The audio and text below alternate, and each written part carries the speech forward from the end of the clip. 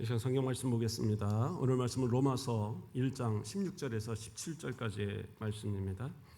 로마서 1장 16절에서 17절 신약성경 239페이지에 있습니다. 로마서 1장 16에서 17절 제가 봉독해 드리겠습니다. 내가 복음을 부끄러워하지 아니하노니 이 복음은 모든 믿는 자에게 구원을 주시는 하나님의 능력이 됨이라. 먼저는 유대인에게요 그리고 헬라인에게로다. 복음에는 하나님의 의가 나타나서 믿음으로 믿음에 이르게 하나니 기록된 바 오직 의인은 믿음으로 말미암아 살리라 함과 같으니라. 아멘. 이 시간 시온 찬양대에 찬양 읽겠습니다.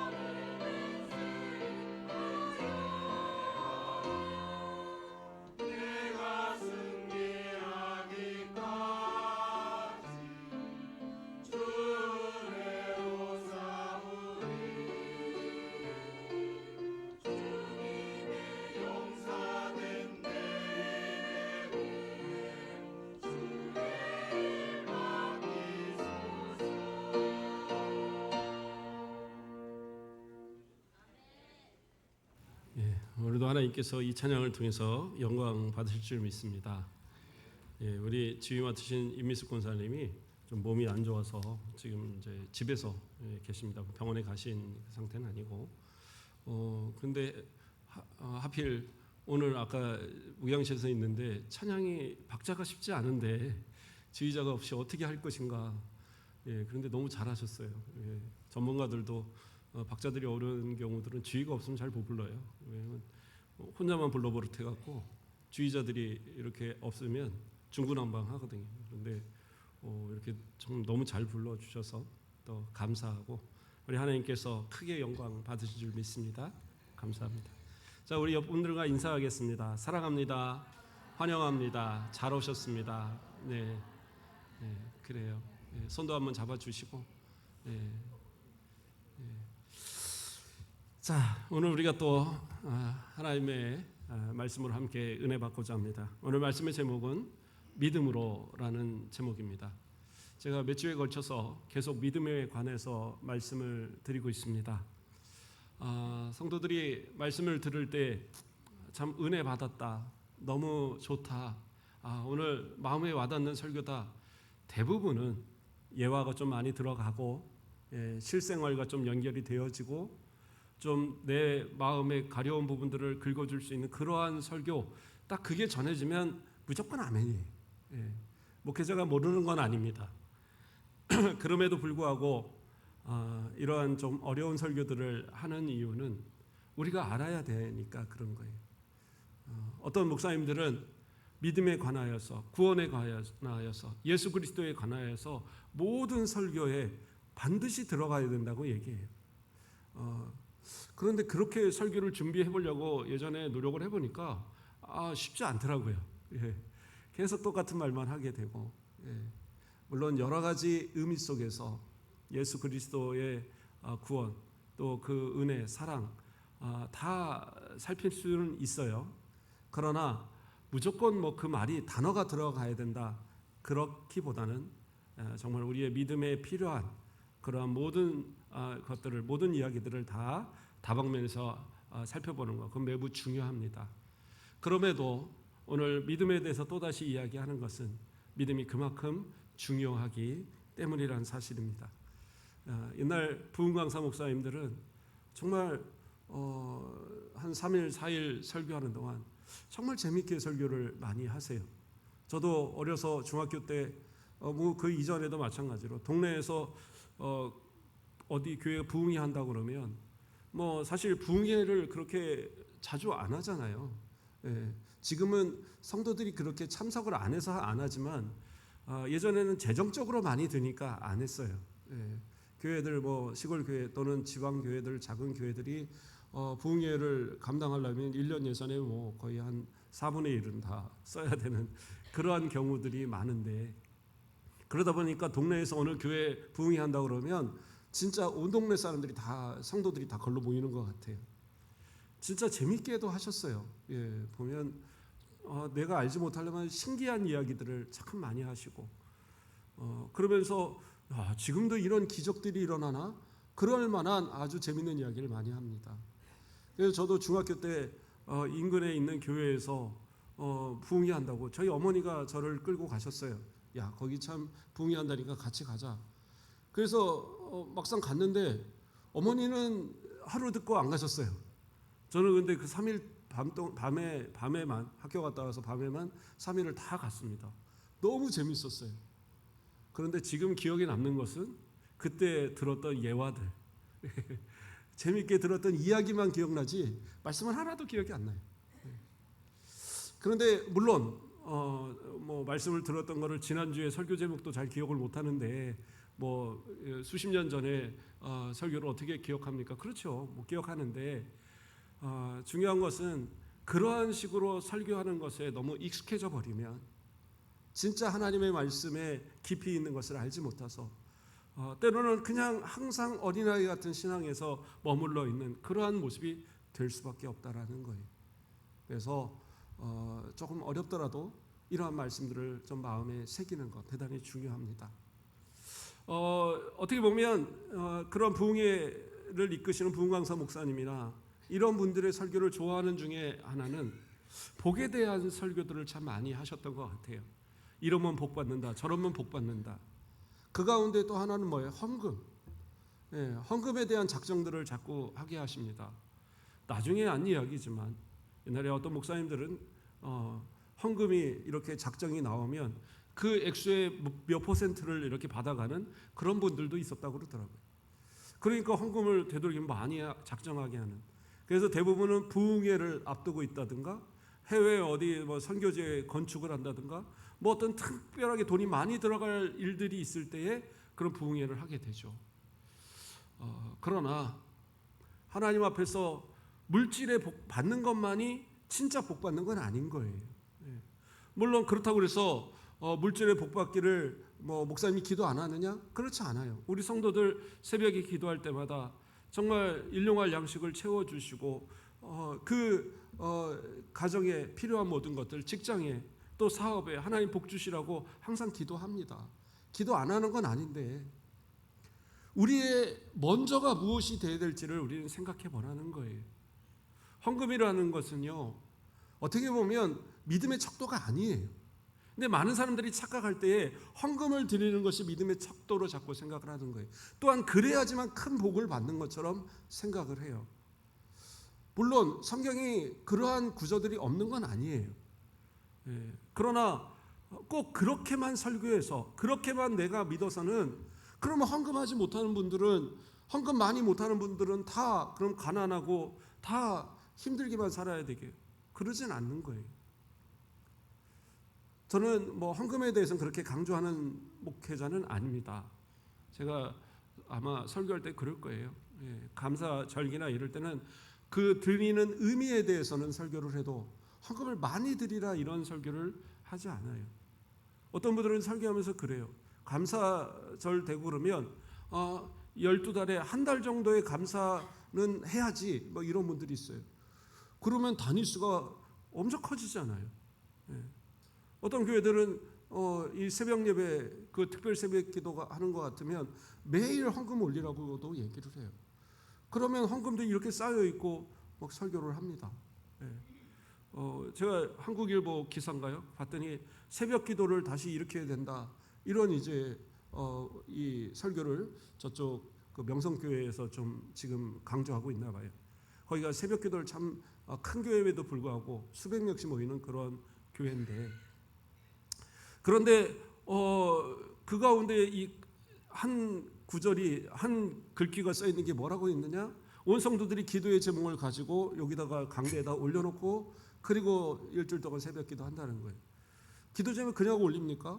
헌금 봉투 올리죠. 그게 잘못됐다는 얘기가 아니라 그러면 헌금 엄청 많이씩 나옵니다. 아마 우리 교회도 해도 제가 그렇게 하라고 그러고 설교하면 그래도 뭐 몇백만 원도 올라올 수 있을 거예요.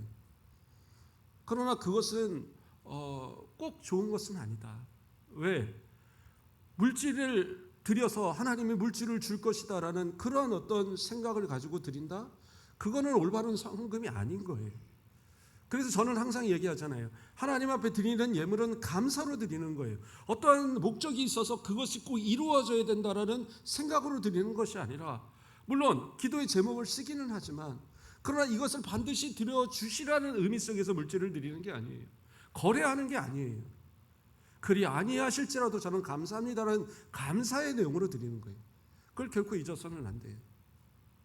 제가 이렇게 설교를 해서 그런지 모르지만 저희 이 교회와 비슷한 규모의 교회들에 비해서는 이 지역에 저희 교회가 헌금이 적은 편이더라고요, 사실은. 그러나 저는 자신 있는 것은, 그러나 헌금을 드리는 우리 성도들의 마음만큼은 우리 어떤 교회보다도 가장 진실한 마음으로 드리는 그러한 성도들일 것이라고 저는 믿어요. 하나님께서는요, 헌금도요, 분명하게 그 씨와 그리고 그 먹을 양식을 주신다라고 성경은 이야기하고 있습니다.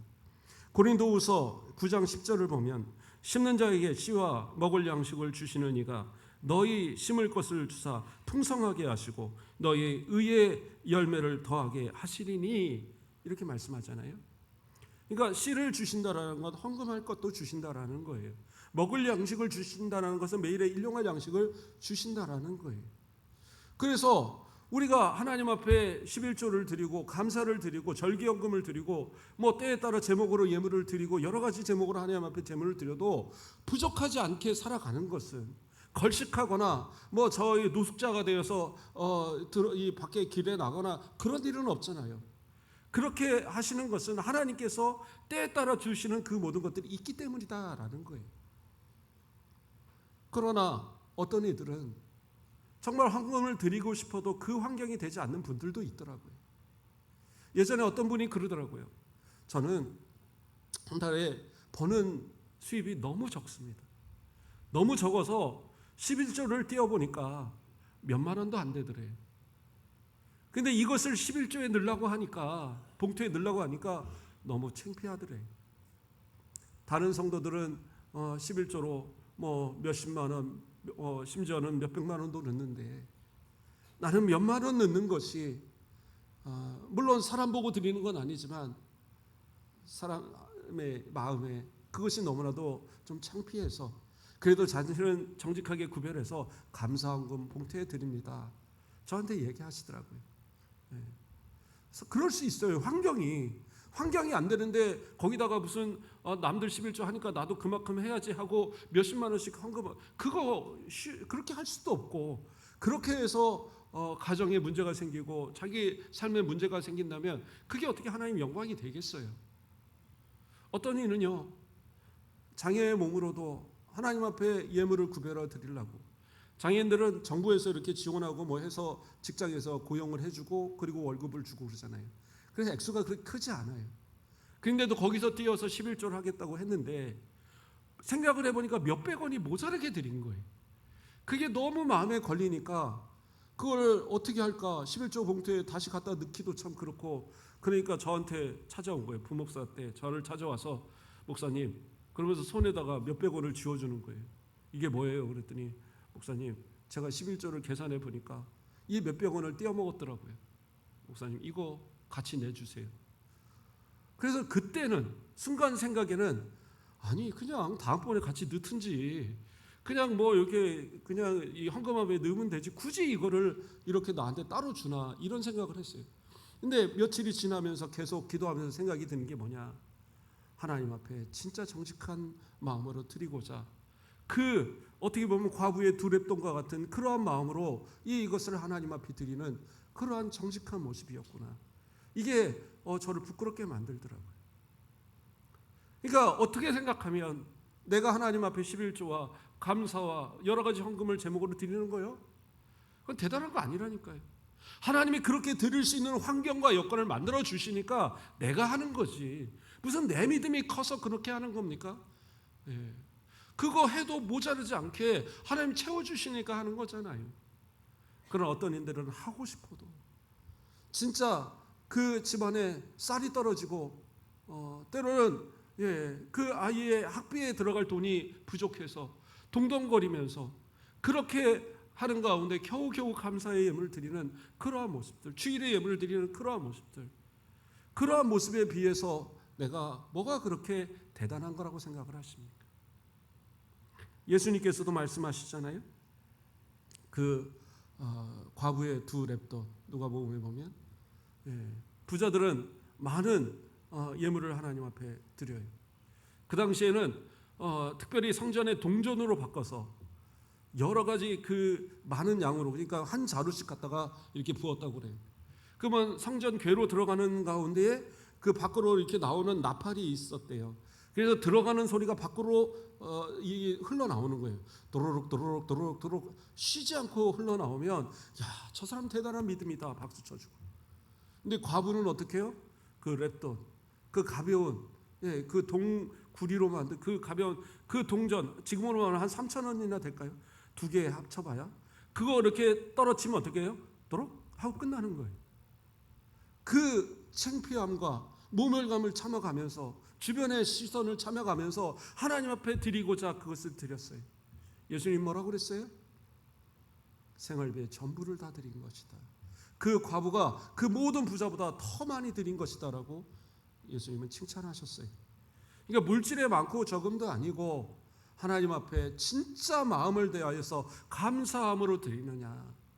그래서 바울도 뭐라고 그래요? 고린도후서 9장 7절에 각각 그 마음에 정한 대로 할 것이요 인색함으로나 억지로 하지 말지니 하나님은 즐겨내는 자를 사랑하시느니라. 억지로 인색함을 하지 말라는 거예요. 헌금을 드릴 때 마음에 거리끼면요 하지 마세요. 다른 사람들 막 많이 하는데 내가 안 하면 체면해? 그래도 마음에 꺼리끼면 하지 마세요.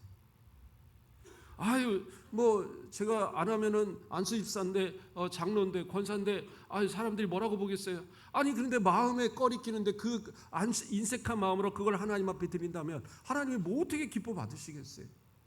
여기서 즐겨낸다라는 것은 무슨 얘기냐면 즐거운 마음으로 내는 걸 얘기하는 거예요. 단돈 100원을 드리더라도 즐거운 마음으로, 단돈 1000원을 드리더라도 즐거운 마음으로, 자원하는 마음으로, 마음에서 내가 하나님 앞에 드리는 것이 즐겁고 기쁨이 되어서 드리는 헌금이어야지 많이 드린다고 그것이 꼭 좋은 건 아니에요. 많이 벌면 11조도 많이 하겠죠. 그렇지 않습니까? 근데 어떤 분들은 너무 많이 버니까 많이 하는 게 좀 불편한 거예요. 그러니까 적당히 나눠서 하는 분들도 있어요. 그래서 한 몇천만 원 벌어도 그냥 한 100만 원 하면 이 정도면 충분하겠지. 왜? 다른 사람들보다 훨씬 많이 하니까. 이런 생각하고 드리는 거는요 과부의 2 랩돈보다도 못한 거예요. 그러니까 그것으로 인하여 하나님을 속이지 마시고 못하겠으면 그냥 못하는 것이고 하는 만큼 나는 드립니다 그러면 돼요. 11조 봉투에 드리든 감사연금에 드리든. 그런데 문제는 뭐예요? 내가 많이 드린다라는 생각이 들으면 그때부터 교만해지는 거예요. 그래서 그 사람이 많은 축복을 받아도요 그 축복대로 살지를 못해요. 그래서 성경은 뭐라고 그래요? 디모데전서 6장 10절을 보면 돈을 사랑함이 일만하게 뿌리가 되나니 이것을 탐내는 자들은 미혹을 받아 믿음에서 떠나 많은 근심으로써 자기를 찔렀도다 이야기합니다. 자, 이 말씀을 가만히 보세요. 돈을 사랑함이 일만하게 뿌리라고 그랬는데 세상 사람들이 돈 사랑하는 거, 세상 사람들이 돈을 막 쌓아놓고 그것 때문에 미워하고 사기하고 법을 어기고 불법을 하고 편법을 하고 지금 그 얘기하는 게 아니에요. 그 뒤에 부분을 읽어보세요. 뭐라고 했어요? 이것을 탐내는 자들은 뭐라고 그래요? 미혹을 받아 믿음에서 떠나. 그러니까 믿음을 가진 사람인데 돈의 노예가 돼버리는 거예요. 왜? 돈이 많아지는데 믿음이 없는 거예요. 믿음이 부족한 거예요. 그러니까 그가 믿음이 부족한데 물질만 많아지니까 어떻게 해요? 교만해지고 나중에서는 교회 생활 열심히 하는 사람 미련해 보이고 그래서 그 돈 쓰니라고 어떻게 해요? 세상으로 나아가 버리는 거예요. 돈에 미혹 받아버리는 거예요. 세상에 미혹 받아버리는 거예요. 그래서 성도들은요 너무 분에 넘치도록 돈 많이 벌기를 그렇게 기도하지 마세요. 돈이 많아봐야 뭐 하겠어요? 그거 갖고 죄 짓는다며. 그러나 내가 그렇게 돈이 많이 벌기를 원한다면 우리는 어떻게 해야 돼요? 기도하셔야 돼요. 이 돈을 어떻게 쓸 것인가를 기도하셔야 돼요. 내게 하나님께서 100만 원을 주시면 이것을 갖고 내가 주의 영광을 위해서 내 가정을 위해서 또한 어려운 사람을 위해서 어떻게 쓸 것인가. 나에게 1000만 원을 주시면 하나님께 또 영광을 위해서 또 우리 필요한 사람들을 위해서 어떻게 헌신할 것인가. 나에게 1억을 주시면 10억을 주시면 100억을 주시면 그 계획이 없이 그러한 하나님의 앞에 소원함이 없이 물질을 구해봐야 그것을 받았을 때 그게 복이 되느냐? 아니요. 돈의 노예가 되어서 일만하게 뿌리가 되는 이 돈의 노예가 되어서 미혹을 받아서 세상으로 떠나가 버리는 믿음에서 떠나는 사람들 될 수 있다니까요. 그러니까 돈 많은 것이 꼭 복은 아닌 거죠. 다시 원래의 말씀으로 돌아갑니다. 성도들에게 있어서 중요한 것은 믿음이 중요한 거예요. 내 영혼이 먼저 구원받고 내 영적으로 먼저 변화되어지는 내적 변화가 일어난 게 먼저지. 내가 교회 열심히 다녀서 10년을 다니고 20년을 다니고 집사가 되고 장로가 되고 권사가 되었다고 그래서 그냥 돈으로 복으로 이것만 많이 받았다. 그것이 결코 복 아니다. 우리는 분명하게 알고 있어야 돼요. 대표적인 예가 요한 3서를 보면 사도 요한이 편지하면서 가룟란 인물에게 이야기합니다. 뭐라고 이야기하느냐? 요한 3서 1장 1절을 보면 장로인 나는 사랑하는 가룟 곧 내가 참으로 사랑하는 자에게 편지하노라 이야기하고 있습니다. 이 가룟가 누군지에 대해서는 정확하게는 잘 몰라요. 추정은 하지만 이 지역이, 이 가룟가 활동하는 지역이 어딘지도 정확히는 잘 모릅니다. 그러나 대부분의 학자들은 아마 소아시아 지역 일대일 것으로, 에베소라든가 또는 그 인근 지역에 있는 어느 지역이 아닐까 이렇게 추정을 합니다. 그런데 이 가룟이라는 사람이요, 어떤 사람입니까? 교회에서 대단한 인물이 아니에요. 만약에 편지를 한다 그러면 빌레몬 같은 경우에서도 나의 동역자고 이러면 그런 어떤 수식어가 붙거든요. 정말 교회 안에서의 장로고 대단하고 이러한 어떤 수식어들이 붙는데 이 가룟에 대해서 뭐라고 이야기합니까? 나의 사랑하는 가룟, 내가 참으로 사랑하는 자, 이게 답니다. 물론 정말 사랑하니까 사랑한다고 썼지만 어쩌면 이 가룟은 어떤 장로도 아니고 교회 안에 어떤 직분을 받은 자도 아니고 그저 묵묵하게 일하는, 묵묵하게 헌신하는 그러한 성도의 하나가 아닐까 생각이 듭니다. 그런데 이 성도에 대해서, 가룟에 대해서 어떻게 아느냐? 가룟에 대해서 소문이 나는 거예요. 그가 순회하는 전도자들, 그러니까 지금으로 하면 선교사들 이렇게 되겠죠. 교회를 찾으면 극진하게 대접을 하는 거예요. 그리고 필요한 여비를 보태주고, 그가 잘 사냐 못 사냐 이런 거는 모르겠습니다. 그러나 자기가 할 수 있는 한 그렇게 하고, 또 교회 안에 어려운 성도들을 돌보고 구제하고 이런 일을 힘써서 행한 거예요. 그 소문이 바울에게까지, 이 요한 사도에게까지 들린 겁니다. 그러니까 요한 사도는 이 가룟을 칭찬할 수밖에 없는 거죠. 이 가룟가 얼마큼 이 요한 사도와 같이 친분을 가졌는지도 잘 모르겠습니다. 그러나 생각날 때마다 기도가 되어지는, 정말 마음으로 정말 사랑하며 이렇게 글에 표현하며 편지를 하기까지 정말 이렇게 사랑받는 그런 가룟이었다라는 거예요. 그러니까 그 가룟을 축복하면서 또 뭐라고 얘기하여? 요한 3서 1장 2절에서 사랑하는 자여 내 영혼이 잘됨같이 내가 범사에 잘되고 강건하기를 내가 간구하노라. 축복하는 거죠. 너의 영혼이 그렇게 잘 되었다. 너 진짜 믿음으로 잘 사는구나. 정말 하나님께 주신 복을 따라서 이렇게 헌신하고 이렇게 봉사하고 이렇게 구제하고 이렇게 목회하는 이들을 돕고 이렇게 선교사들을 돕고 너 정말로 신앙생활 잘하는구나. 너 같은 사람이 복을 받아야 되는 거야. 그리고 하나님 앞에 축복을 하는 거예요. 뭐라고 그래요? 내 영혼이 잘됨같이 내가 범사에 잘되고, 범사라는 건 뭐예요? 모든 사업이, 모든 가정이, 모든 살아가는 모든 삶의 모습이 복받는다라는 거예요. 그리고 강건한다는 건 뭐예요? 육신적으로도 건강하라는 거예요. 그러면 다 아니에요? 내 범사가 잘되고 내 몸이 건강하고 강건하고 그러면은 육신적으로 받을 복은 다 받은 거잖아요. 그런데 뭐예요? 그에 앞서서 그에게 중요한 건 뭐예요? 영혼이 잘됨이에요. 그러니까 진짜 믿음의 성도들은 뒤에 부분을 먼저 보지 마세요.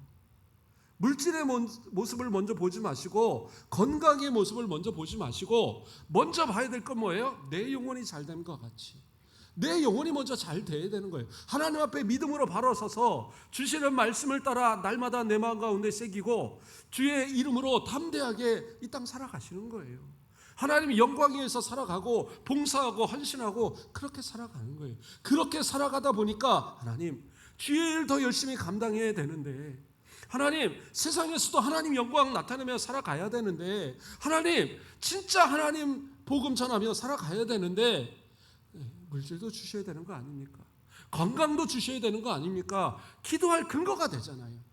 그러면 어떻게 해요? 목회자도 기도하는 거예요. 하나님 저만큼 주여 앞에 충성하고 저만큼 기도하고 예배하고 저만큼 전도하고 저만큼 그렇게 하나님 앞에 엎드리는 믿음의 사람인데 하나님 이제는 부어주셔야 되지 않습니까? 기도하지 않겠어요? 어떤 분은 그러더라고요. 기도 부탁을 해서 제가 열심히 기도했는데 응답이 안 돼요. 이만하면 될 것 같은데 안 되는 거예요. 1년이 돼도 2년이 돼도 안 돼요. 그래서 제가 내 기도가 내 능력이 부족한가 보다고. 그런데 아니라고. 내 목사님의 기도는 문제가 없는데 내가 노력이 부족하고 내가 열심히 부족하고 아직 받을 만한 자세가 안 되는 것 같습니다. 목사님은 더 기도해 주시고 저는 더 열심히 살겠습니다. 그런데 하나님께서 복을 주시기 시작하니까 다른 사람들이 이루어놓은 것보다 더 빨리 정말 생각하지 못할 만큼 채워주시는 은혜가 임하더라고요. 중요한 것은 뭐예요? 내 영혼이 먼저 잘 돼야 되는 거예요. 아이고 기도했더니 이만큼 기도했는데 하나님 응답을 안 하시네. 아이고 이렇게 봉사했는데도 하나님이 나에게 복을 안 주시네. 아니 내가 이렇게까지 전도했는데도 하나님께서 내 건강도 책임 안 지시네. 에이, 믿어봐야 별 것 없나 봐요. 그거는 믿음이 아닌 거예요. 원래부터 믿음이 아니었던 거예요. 그것은 하나님과 거래하는 거예요. 하나님은 거래하는 자를 원하지 않으세요. 하나님은 하나님의 은혜를 주시는 거지. 하나님의 믿음을 주시는 것도 구원을 주시는 것도 하나님의 은혜로 주시는 거지 우리의 어떤 공로로 인해서 하나님이 거래하시는 것 아니라는 거예요. 그걸 결코 잊어서는 안 돼요. 그래서 믿음은 뭐예요? 바로 하나님께서 우리에게 주시는 선물이에요. 그래서 하나님의 주시는 이 선물을 우리는 어떻게 합니까? 그 믿음으로 받은 것을 또 하나님을 위해서 열심을 다해서 우리가 노력하고 수고하며 정말 그 믿음을 키워가야 되는 거예요. 그럼으로써 우리에게 복을 주어지는 것이지 처음부터 믿음으로 시작하지 않은 것을 내가 마치 믿음이 있는 것처럼 착각하고 그렇게 생활해서는 안 된단 말이에요. 에베소 2장 8절에 이렇게 말씀합니다. 너희는 그 은혜에 의하여 믿음으로 말미암아 구원을 받았으니 이것은 너희에게 난 것이 아니요 하나님의 선물이라. 분명히 하나님의 선물이라고 말씀하시죠.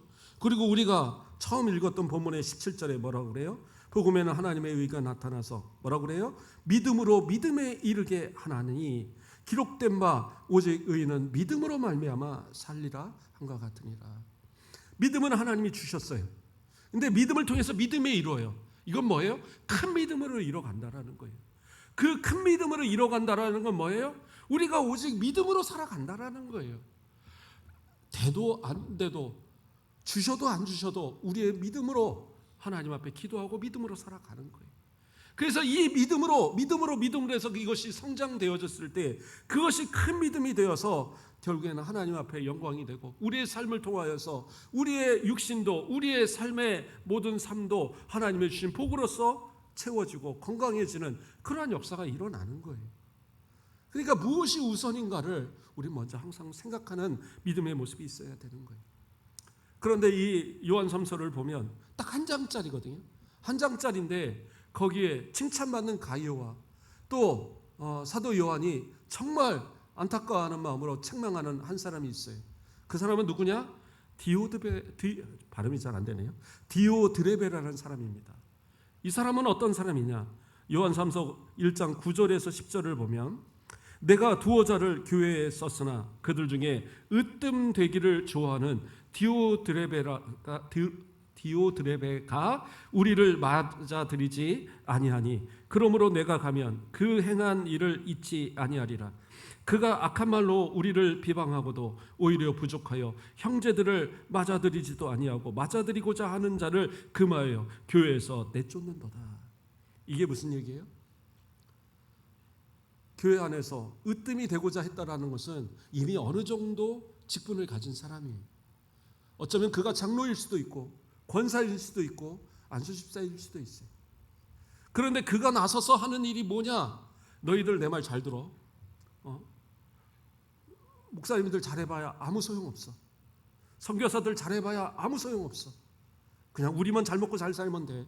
그런 사람들 대접할 생각도 하지 마. 이렇게 말하고 있는 거예요. 교회에서 많은 어떤 구제와 봉사와 헌신을 하려고 해도 그런 거 필요 없어. 그런 거 다 해봐야 그 아무 쓰잘데기 없는 거니까 그냥 우리만 잘 먹고 살면 살고 그냥 내 말만 잘 들으면 돼. 이러면서 이제 교회를 어지럽게 하는 그런 모습이다라는 거예요. 이 당시에 순회 전도자들은요, 교회가 돕지 않으면 굶으면서 전도해야 되는 그런 시대입니다. 길거리에서 여러 가지 도적의 위험이 있고, 배를 타고 이동할 때마다 풍랑의 위험이 있고, 수많은 죽음의 위기를 겪으면서도 복음을 위해 힘쓰는 사람들이었어요.